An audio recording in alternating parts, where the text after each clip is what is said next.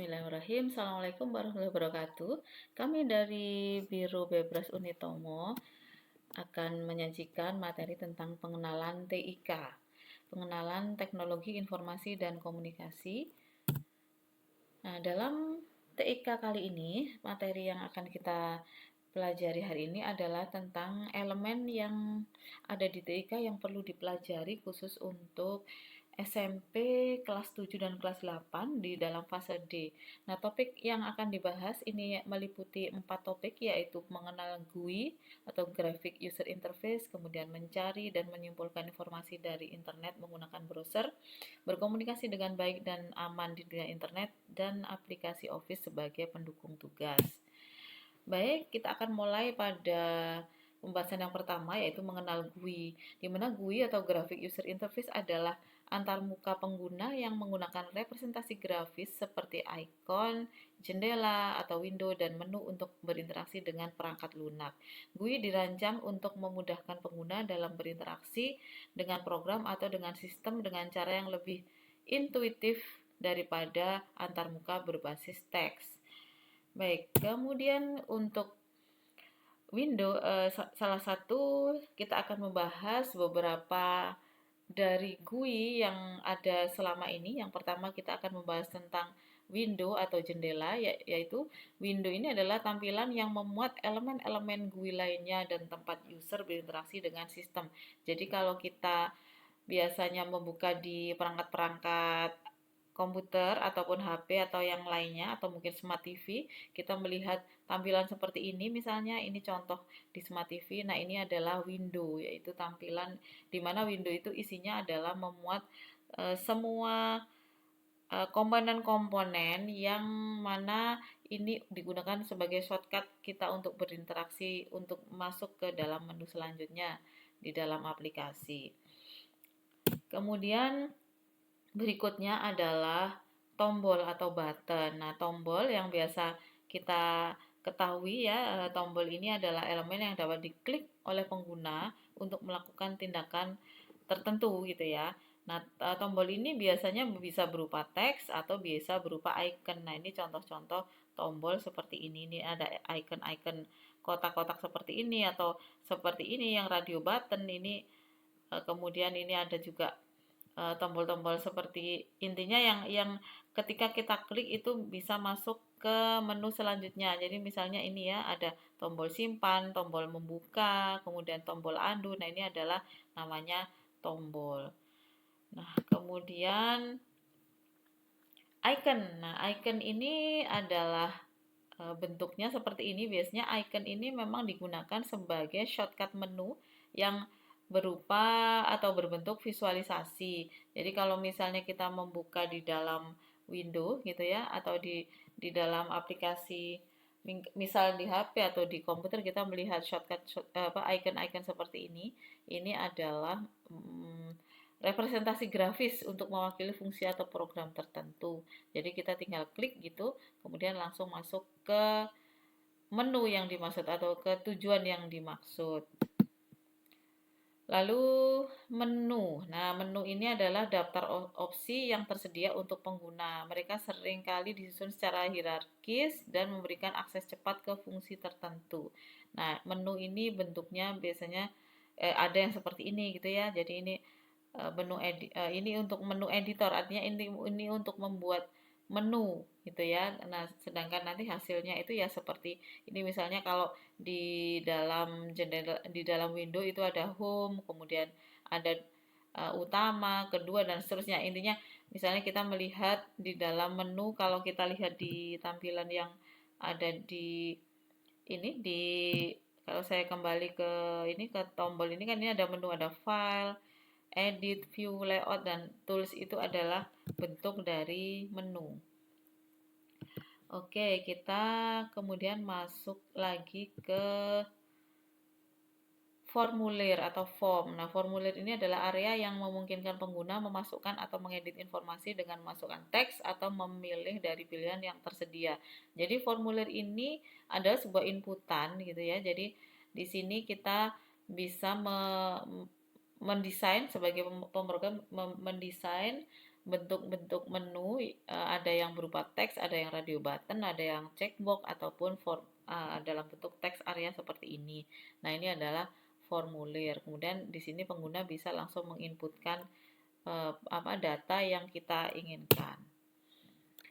Baik, selanjutnya masuk ke kursor. Nah, kursor seperti ini ya bentuknya ya, bermacam-macam. Kursor ini sebenarnya sebagai indikator visual yang menunjukkan lokasi atau posisi saat ini di layar. Ini seperti yang saya gerak-gerakkan ini adalah kursor gitu ya. Dia menunjukkan indikasi posisi saat ini di layar. Nah, berikutnya, materi yang kita bahas yang kedua adalah mencari dan menyimpulkan informasi dari internet. Jadi, kenapa ini penting di dalam TIK khususnya SMP kelas 7 dan kelas 8? Karena ini adalah jendela, saat ini adalah bahwa mencari informasi di internet ini adalah seperti jendela ilmu saat ini ya. Jadi, keterampilan dan keterampilan dan kepiawaian kita itu dalam melakukan pencarian di internet itu yang menentukan pengetahuan yang kita dapat gitu ya. Jadi dalam pembahasan kali ini kita akan fokus pada mencari dan menyimpulkan informasi di internet melalui browser merupakan keterampilan yang penting ya, dan kemudian yang akan kita bahas adalah pada fokus di strategi dan contoh kasusnya. Baik, seperti apa strategi dan contoh kasusnya? Nah, yang pertama, strategi dalam kita mencari informasi di internet supaya efektif itu yang pertama adalah kita perlu menetapkan tujuan dan mencari kata kunci yang spesifik. Jadi kita harus pastikan dulu tujuannya itu, mencarian itu apa. Setelah itu kalau kita sudah sepakat dengan tujuannya, maka kita harus mencari kata kunci spesifik yang bisa menemukan atau bisa membantu menemukan tema yang kita inginkan tadi. Jadi misalnya ini tujuannya mencari informasi tentang pengaruh game Gen Z. Nah, kemudian kalau tujuannya ini kita cari, kita explore kira-kira kata kunci yang cocok apa. Misalnya kata kunci yang pertama pengaruh game bagi kesehatan mental Gen Z. Kemudian ditambah lagi misalnya pengaruh game bagi kecerdasan Gen Z. Nah, ini masih berhubungan dengan tujuannya. Jadi kita upayakan kata kunci ini adalah sespesifik mungkin sehingga apa yang kita cari ketemu. Tapi spesifik pun kita tetap harus memiliki intuisi gitu ya. Apakah ada gitu ya. Itu juga harus kita perhatikan karena kalau kita spesifik tapi kalimat ini sekiranya memang tidak terlalu berhubungan, maka kita tidak akan menghasilkan pencarian yang kita inginkan gitu. Ini contohnya, contoh kasus misalnya di browser kita buat pencarian pengaruh game bagi kesehatan mental Gen Z, nanti hasilnya akan seperti ini gitu ya. Nah, kemudian kalau kita mengubah pencarian atau misalnya mencari lagi dengan kata kunci yang berbeda. Nah, ini misalnya ini untuk kesehatan mental Gen Z, ini bagi kecerdasan Gen Z ini juga akan menghasilkan hasil yang berbeda. Nah, kalau keduanya ini berhubungan, maka kita bisa kombinasikan hasilnya gitu. Berikutnya, strategi yang kedua dalam mencari informasi di internet adalah gunakan operator pencarian. Nah, ini penting gitu ya. Jadi internet itu bagaimanapun dia adalah mesin, jadi internet akan menghasilkan suatu hasil yang sesuai dengan kata kunci yang tepat atau petunjuk yang tepat gitu ya. Jadi kenapa operator pencarian ini penting? Karena operator pencarian ini juga akan membantu mengarahkan gitu ya. Nah, misalnya kita menggunakan tanda kutip. Tanda kutip itu memastikan bahwa kata yang kita cari itu ya itu gitu ya. Jadi kalau tidak kita beri tanda kutip, katakanlah misalnya makanan sehat tanpa tanda kutip, maka makanan yang segala sesuatu yang berhubungan dengan kata makanan maka akan tampil semua. Kemudian sehat juga akan tampil semua. Tapi kalau kita buat makanan sehat dalam tanda petik, maka yang akan dihasilkan adalah yang berhubungan dengan makanan sehat. Makanan saja tidak ditampilkan, sehat saja tidak ditampilkan begitu. Kemudian tanda minus untuk mengesampingkan kata kunci tertentu dan tanda plus untuk memasukkan kata kunci tertentu. Artinya kalau kita tidak menginginkan kata kunci yang berhubungan dengan sebuah kata gitu, maka kita bisa menggunakan minus ataupun plus. Nah, ini contohnya. Nah, contohnya misalnya kita menggunakan tanda plus. Tanda plus ini adalah kita ingin menambah gitu ya pencarian setelah tanda kutip. Katakanlah pencarian pertama ini makanan Jawa. Itu menggunakan tanda kutip ya. Maka hasilnya akan seperti ini. Makanan Jawa menghasilkan ini ragam makanan khas Jawa. Tapi ketika ini kita ganti misalnya makanan Jawa tanda petik ya plus tanda petik pecel, maka di sini akan lebih spesifik gitu ya. Pecel merupakan makanan asal Yogyakarta, Jawa Tengah, populer dan seterusnya begitu. Jadi itu ya, jadi perbedaannya kalau kita menggunakan tanda plus dan tidak, begitu juga dengan tanda min berarti kebalikannya begitu.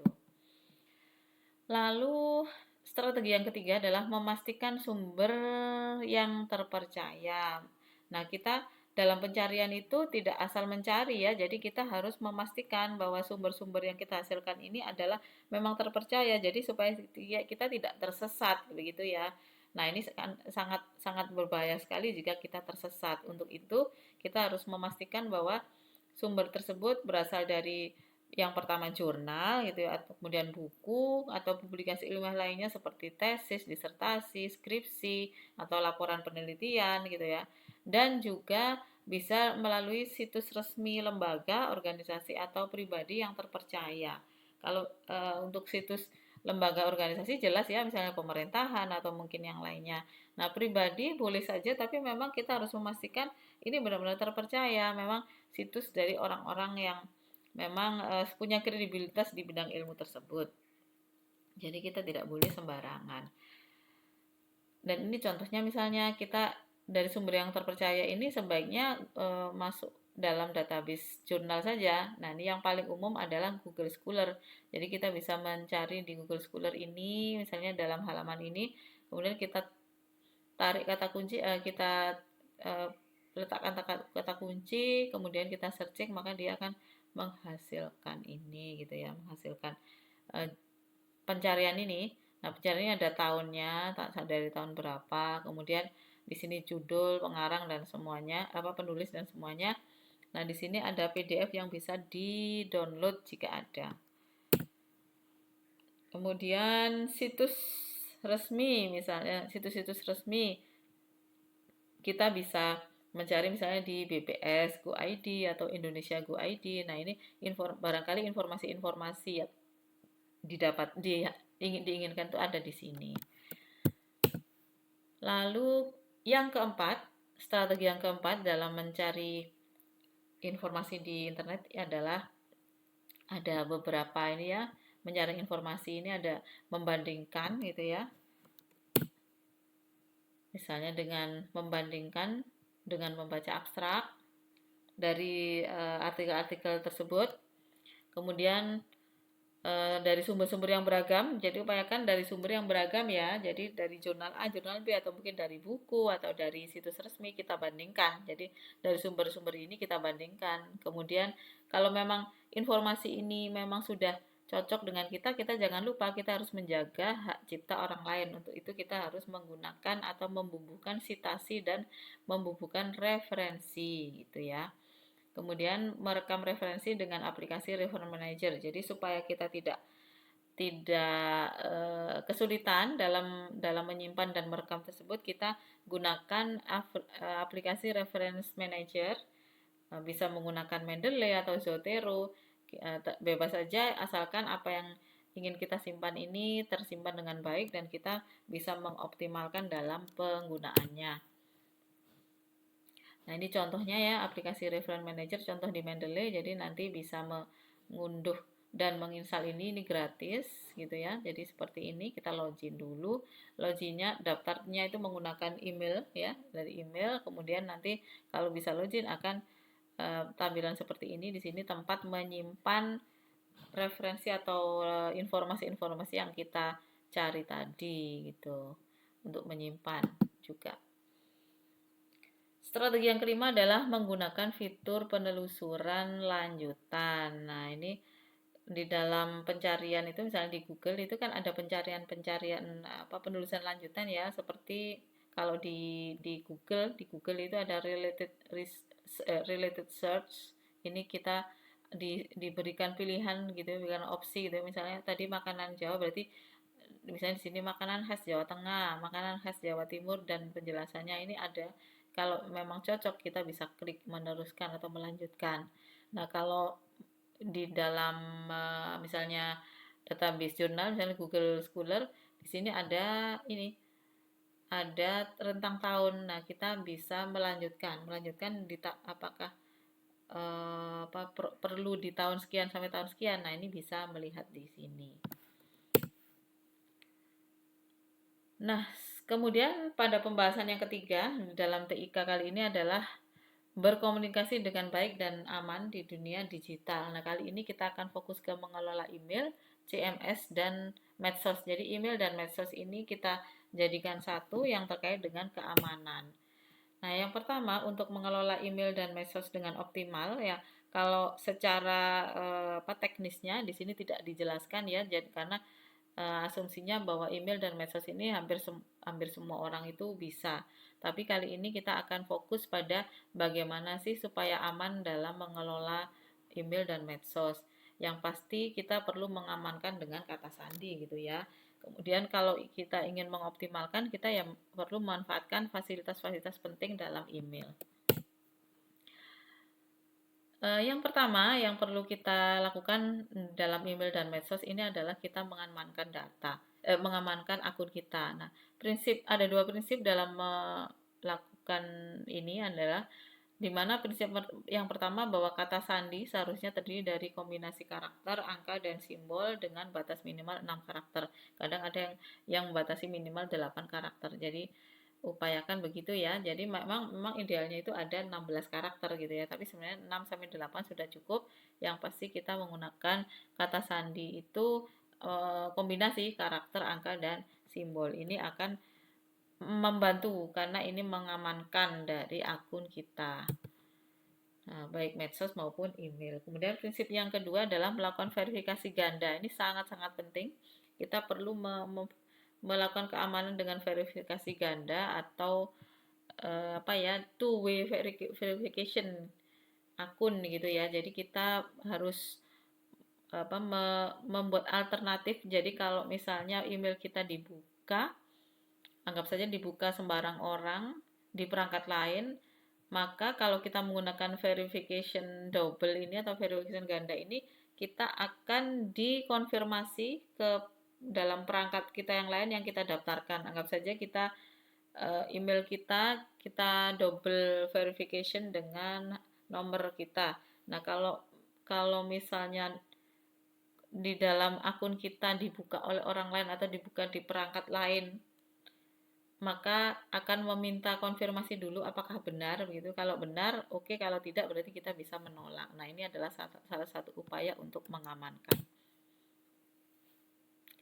Lalu yang kita masuk ke fasilitas-fasilitas untuk mengoptimalkan email khususnya ya. Kalau medsos tentunya banyak ya, tidak kita bahas di sini, kita fokus di email gitu ya. Yang pasti yang perlu kita pastikan fasilitas-fasilitas standar ya, misalnya itu terutama CC dan BCC gitu ya. CC BCC ini adalah untuk membroadcast gitu ya. CC itu untuk meneruskan email gitu ya. BCC juga sama gitu ya, BCC. Nah, ini kita juga perlu memanfaatkan ini gitu ya. Jadi kalau kita ingin meng-email lebih dari satu orang, kalau CC ini kita siapa yang dikirimi CC itu akan tahu yang mengirimi itu dari mana gitu, ke siapa sebenarnya, dan dia CC. Kemudian BCC ini adalah berkasnya gitu ya. Tapi setahu saya BCC ini kalau seseorang itu mendapatkan email BCC, dia bisa jadi tidak tahu ini sebenarnya dari mana dia dapat informasi gitu ya. Ini tergantung kebutuhan kita. Terus ini fasilitas-fasilitas ini juga penting, attachment, kemudian link, kemudian Google Drive. Jadi kalau kita katakanlah kita akan mengirim sesuatu dari Google Drive, ya kita tinggal ambil saja atau alamatnya kita klik di sini begitu. Dan fasilitas berikutnya ya ini contoh-contoh ya, contoh verification. Contoh verification yang ini kalau sudah verifikasi ganda, ini nanti seperti ini ya. Verification di dalam akun itu kan ada my account, kemudian security kita cek, kita pastikan verificationnya on. Kalau tidak berarti bisa kita aktifkan. Nah, kemudian ini untuk memanfaatkan email berikutnya adalah kita manfaatkan label. Di dalam email itu ada label. Nah, label ini untuk memberikan penggolongan gitu ya, penggolongan dari jenis-jenis email yang kita terima gitu ya. Jadi misalnya ini tentang hubungannya dengan jurnal, ini saya labelkan. Saya buat label dulu, kemudian dari label itu setiap email kita pastikan misalnya klik kanan masuk di label mana. Jadi akhirnya tahu oh ini ada di mana begitu. Nah, ini penting. Kemudian fasilitas email berikutnya adalah tandai.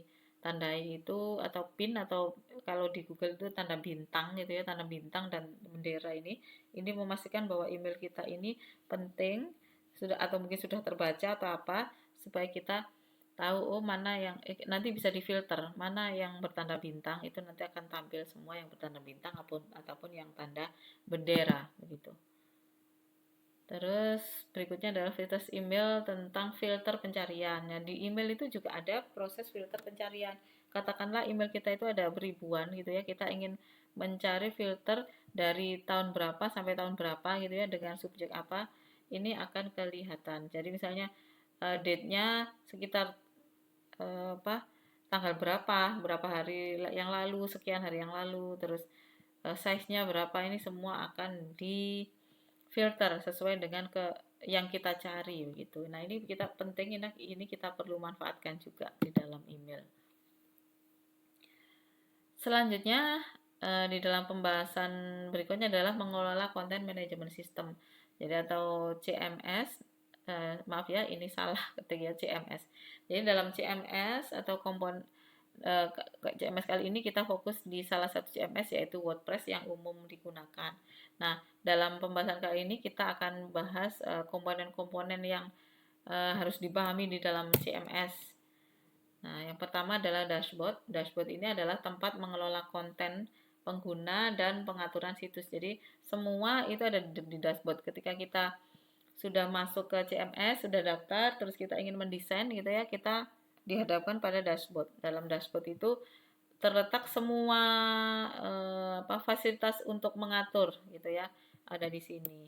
Baik itu melakukan posting, kemudian mengaktifkan widget, dan semuanya itu ada di sini, atau template gitu ya. Terus berikutnya adalah post. Nah, post ini adalah fasilitas untuk melakukan posting atau mengupload informasi baik itu teks maupun gambar. Di sini juga di dalam post itu kita bisa menampilkan semua postingan, membuat baru, kategorinya, dan tagnya mungkin ya kalau ada. Nah, ini untuk memposting. Nah, berikutnya adalah page. Page ini digunakan untuk membuat halaman ya. Misalnya halaman kontak, halaman arahan. Jadi page itu untuk menu. Kalau di dalam web itu ada menu ya, menu home, kemudian kontak, kemudian apalagi ya, intinya yang ada di sini gitu ya. Nah, ini kita membuatnya di dalam page. Ini sebenarnya menu-menu ini kan. Nah, seperti ini. Nah, berikutnya adalah media. Media ini adalah tempat menyimpan dan mengelola gambar, video, dan file media. Jadi kalau misalnya di dalam WordPress atau dalam CMS kita perlu ada pengelolaan video atau gambar atau meletakkan video, ini kita perlu memanfaatkan fasilitas media ini. Nah, seperti ini ya, ini di media. Berikutnya adalah comment. Nah, comment ini memungkinkan pengunjung kita untuk meninggalkan umpan balik pada posting dan halaman kita. Jadi kita penting meletakkan comment di sini.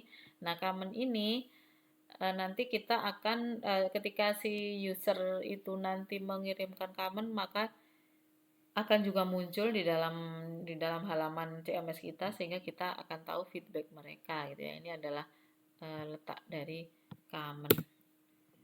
Berikutnya adalah appearance. Appearance ini digunakan untuk menyesuaikan tampilan dan nuansa situs web Anda. Anda dapat mengubah tema, widget, dan menu. Jadi di dalam appearance ini untuk mempercantik gitu ya. Add fun-nya. Jadi add fun-nya kita ingin misalnya menambahkan apalah gitu. Appearance itu ada di sini gitu ya. Misalnya kita ingin menambahkan jam, menambahkan apapun gitu ada di appearance ini. Nah, kemudian plugin juga sama ya. Di dalam plugin itu adalah fasilitas mulai dari menambahkan tombol media sosial ke situs web sampai membuat toko online. Nah, ini adalah plugin-plugin. Jadi ini adalah juga advance-nya dari CMS. Kemudian template ini yang dasar gitu ya. Jadi template ini adalah tema untuk mengontrol tampilan dan nuansa situs. Jadi template ini adalah wajahnya gitu ya. Jadi kita bisa mengubah wajah dari CMS kita melalui template ini. Nah, template ini biasanya sudah tersedia, ada yang bebas, ada yang gratis, ada yang berbayar. Jadi ada ribuan yang gratis, juga ada ribuan yang berbayar. Tergantung selera gitu ya. Kita juga harus memahami atau menguasai cara mengubah template. Nah, yang terakhir, pembahasan terakhir dalam TIK kali ini adalah aplikasi Office sebagai pendukung tugas. Nah, kali ini kita tidak membahas secara teknis dari Office karena hampir semua dari kita itu bisa lah mengoperasikan Word, Excel, PowerPoint gitu ya. Tapi di sini eh, kita akan fokus pada bagaimana dipastikan bahwa siswa itu bisa lah menghubungkan selain melakukan operasi-operasi yang standar di dalam Office, tapi dia juga bisa memanfaatkan atau mengintegrasikan fasilitas Office yang ada di dalam cloud, ada di dalam internet. Nah, yang pertama adalah MS Word dan Google Doc sebagai salah satu aplikasi mengelola dokumen. Nah, dipastikan siswa itu selain bisa melakukan operasi standar dari dokumen, misalnya meletakkan teks, gambar, tabel, mencetak halaman, header, mengelola mail merge gitu ya, yang agak advance misalnya mail merge untuk surat menyurat. Nah, yang penting di sini adalah menghubungkan dokumen desktop dan dokumen cloud. Jadi seandainya misalnya mengerjakan melalui Google Doc, ketika disimpan kemudian akan dilanjutkan ke MS Word itu bisa, atau sebaliknya. Nah, ini penting karena anak-anak kita terutama yang siswa-siswa ini yang Gen Z itu mereka sudah terbiasa dengan mengerjakan sesuatu di internet. Jadi kita harus bisa mengantarkan mereka untuk lebih mudah dalam mengintegrasikan ini. Begitu juga dalam untuk pekerjaan yang dengan presentasi. Jadi ini menghubungkan PowerPoint dengan Google Presentation. Nah, di sini juga sama. Jadi selain anak-anak juga penting untuk standar ya, kemampuan standar dari presentation seperti meletakkan teks, gambar, animasi, lembar kerja, menentukan template, animasi, transisi slide. Ini juga perlu juga anak-anak bisa menghubungkan file presentasi pada file lokal dan file cloud gitu ya. Jadi misalnya mengerjakan dari Google Presentation diteruskan ke MS PowerPoint atau sebaliknya, ini tidak ada kendala. Dan yang terakhir adalah tentang perhitungan atau analisis data atau perhitungan praktis dalam penyelesaian problem. Di sini kita fokus pada selain kemampuan standar anak-anak tentang menghitung formula standar Excel, mencetak halaman Excel, kemudian bekerja dengan lebih dari satu tabel, misalnya menggunakan fungsi VLOOKUP, HLOOKUP, tapi kita upayakan penguasaan tentang menghubungkan dokumen desktop dengan dokumen cloud, seperti setelah mengerjakan dari Google Sheet kemudian diteruskan ke MS Excel atau sebaliknya begitu. Nah, itu yang bisa kami sampaikan dalam tema kali ini tentang TIK, pengenalan teknologi informasi dan komunikasi. Kami dari Bebras Unitomo mengucapkan terima kasih, semoga bermanfaat. Sekian, Assalamualaikum warahmatullahi wabarakatuh.